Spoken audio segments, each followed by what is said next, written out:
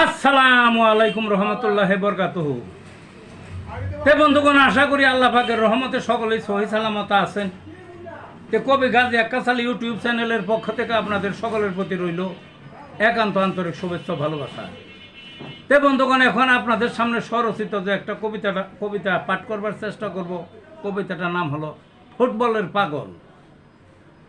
বিশ্বকাপ ফুটবলকে কেন্দ্র করে সারা দুনিয়া একটা হই হুল্লোড় চলছে, আপনারা জানেন।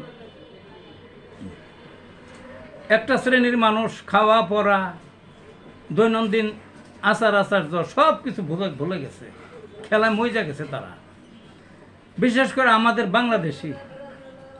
বাংলাদেশের কিন্তু বিশ্বকাপের টিমে কোনো দল নাই আমাদের, কিন্তু উন্মাদনা সব দেশকে ছাড়িয়ে, কালের গর্ব ছাড়িয়ে গেছে উন্মাদনা। কত কিছুই ঘটে, সারা বিশ্ব মিডিয়া উঠে এখানকার কর্মকাণ্ড, বুঝলেন না? পাগলের হাল আর কি, ফুটবলকে কেন্দ্র করে রীতিমতো পাগলের হাল। তে ছোট্ট কবিতাটার মধ্যে পাগলের হালটা কিছু কিছু তুলে ধরার চেষ্টা করছি। তা আসুন কবিতাটার মধ্যে। ফুটবলের পাগলেরা ঘুরতে আসে দলের জার্সি গায়ে, বারাবার ঠান্ডা হলো ডাকিতেছে মায়ে, খাওয়ার কথা ভুলে গেছে ভূতের আসর লেগে, দুই দলের ভক্তবৃন্দ কথা বলে না ছেড়ে।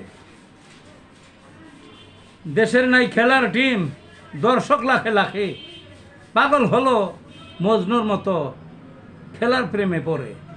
অন্য দেশের খেলায় আকুল,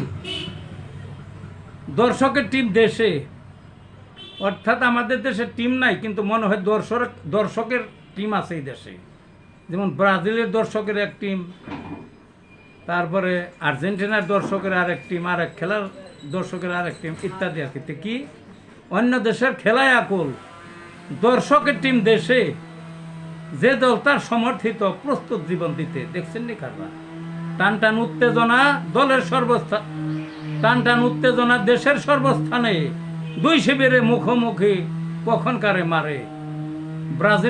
ব্রাজিল বনাম আর্জেন্টিনার খেলা ভিন্ন দেশে, আমার দেশে উত্তেজনা নিজের খাওয়ান খেয়ে। কেন আজি এই দশা, বুঝবি তোরা কবে? এই ছিল বন্ধুগণ কবিতাটা। ভালো থাকুন।